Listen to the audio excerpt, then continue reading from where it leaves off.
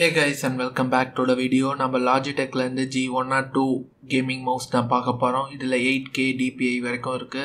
Plus இது ஒரு 1500 budget குள்ள ஒரு பெஸ்டான கேமிங் மவுஸ். நான் பாத்தீங்கன்னா டிசம்பர் 28 2022 ல வாங்கியிருந்தேன். சோ இப்போ பாக்ஸை யூஸ் பண்ணி என்ன இருக்குன்னு பார்க்கலாம்.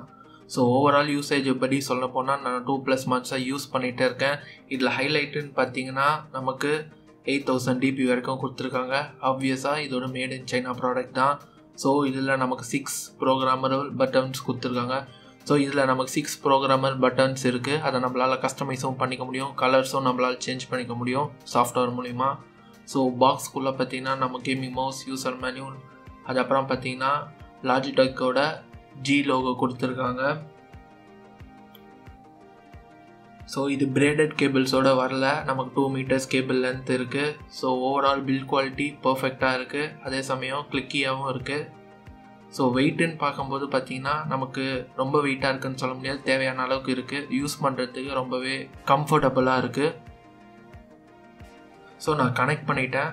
கனெக்ட் பண்ண அப்புறம் இதோட ஓவரால் லுக் இப்படி தான் இருக்கும். ட்ராக்கிங் பார்த்தீங்கன்னா நமக்கு லைட் ஃப்ரீ தான், பின்னாடி ரெட் கலரில் இருக்காது. ஸோ இதுதான் ஓவரால் அந்த சாஃப்ட்வேர் நமக்கு இன்ஸ்டால் பண்ணுறதுக்கு. உங்கள் விண்டோஸில் நீங்கள் இன்ஸ்டால் பண்ணிக்கலாம். இன்ஸ்டால் பண்ண பிறகு இப்படி தான் இருக்கும், நம்ம மவுஸ் அங்கே காட்டும். ஸோ ஆன்போர்ட் மெமரியும் இருக்குது, அதை பற்றி இன்னும் கொஞ்சம் நேரத்தில் பார்க்கலாம். ஸோ இதில் தான் பார்த்தீங்கன்னா DPI செட்டிங்ஸ் இருக்குது. இது பார்த்தீங்கன்னா நான் பை டிஃபால்ட்டாக வேறு ஒரு ஃபேஸில் இருந்தது. நான் இப்போ பார்த்தீங்கன்னா 3200 எனக்கு தேவைன்றனால நான் அதை வரைக்கும் யூஸ் பண்ணியிருக்கேன். மேக்ஸ் 8000 வரைக்கும் போகும். ஜஸ்ட் அந்த DPI பட்டனை யூஸ் பண்ணி நீங்கள் மாற்றிக்கலாம். இங்கே ட்ராக் அண்ட் ட்ராப் பண்ணி உங்களுக்கு என்ன வேணுமோ செட் பண்ணிக்கலாம். ஸோ அடுத்தது ரிப்போர்ட் ரேட். இது வந்து பார்த்தீங்கன்னா 1000ல் நான் வச்சுருக்கேன், அதாவது 1 millisecond. ஸோ நீங்கள் கிளிக் பண்ணுறது ஆக்டிவிட்டீஸ் எல்லாம் உங்கள் பிசிக்கு எவ்வளோ மில்லிசெகண்டில் போடுறது தான் அது ரிப்போர்ட் ரேட். ஸோ இந்த DPIயை பொறுத்த வரைக்கும் மவுஸ் எந்த அளவுக்கு நீங்கள் சேஞ்ச் பண்ணுறீங்க, ஸோ லைட்டாக மூவ் பண்ணுறீங்க, நிறைய ஏரியா கவர் பண்ணோன்னா 8000 DPI. ஒரு வேளை மவுஸை நீங்கள் மூவ் பண்ணுறது கம்மியாக இருந்தாலும் ஒரு கம்மியான ஏரியாவில் போகணுன்னா 1200 அது மாதிரி செட் பண்ணிக்கலாம். அதே சமயம் நம்மளால் பட்டன்ஸும் இங்கே கஸ்டமைஸ் பண்ணிக்க முடியும். இங்கே பேக்கு, ஃபார்வேர்டு அதெல்லாம் இருக்குது பார்த்தீங்களா. உங்களுக்கு எப்படி வேணுமோ நீங்கள் அதை கஸ்டமைஸ் பண்ணிக்கலாம். ஸோ இந்த சாஃப்ட்வேரை நீங்கள் இன்ஸ்டால் பண்ணணும், அவ்வளோதான். இன்ஸ்டால் பண்ணிங்கன்னா இது மாதிரி ஆப்ஷன்ஸ் உங்களுக்கு காட்டும். கலர்ஸ் உங்களுக்கு ஸ்பீடு எப்படி வேணுமோ நீங்கள் அதை யூட்டிலைஸ் பண்ணிக்கலாம். ஸோ நிறைய ஆப்ஷன் கொடுத்துருக்காங்க, உங்களுக்கு எப்படி வேணுமோ அதை பண்ணிக்கலாம். ஸோ இந்த ஆன்போர்ட் மெமரின்றது வேறு எதுவும் இல்லை. ஸோ இப்போ சேவ் பண்ண செட்டிங்ஸ் எல்லாம் மவுஸ்குள்ளே இருக்க மெமரி சிப்புக்கு காப்பி ஆகிடும். நீங்கள் இந்த சாஃப்ட்வேர் அது அப்புறம் அன்இன்ஸ்டால் பண்ணிக்கலாம். ஓகே, இதோட யூசேஜுக்கு வரலாம். இதோட யூசேஜை பார்த்தீங்கன்னா நான் 2+ மந்த்ஸாக யூஸ் பண்ணிட்டு இருக்கேன். டெய்லி ஆக்டிவிட்டி, ப்ரௌசிங், அது அப்புறம் பார்த்தீங்கன்னா ஸ்க்ரோலிங், எடிட்டிங், அது அப்புறம் பார்த்தீங்கன்னா கேமிங்.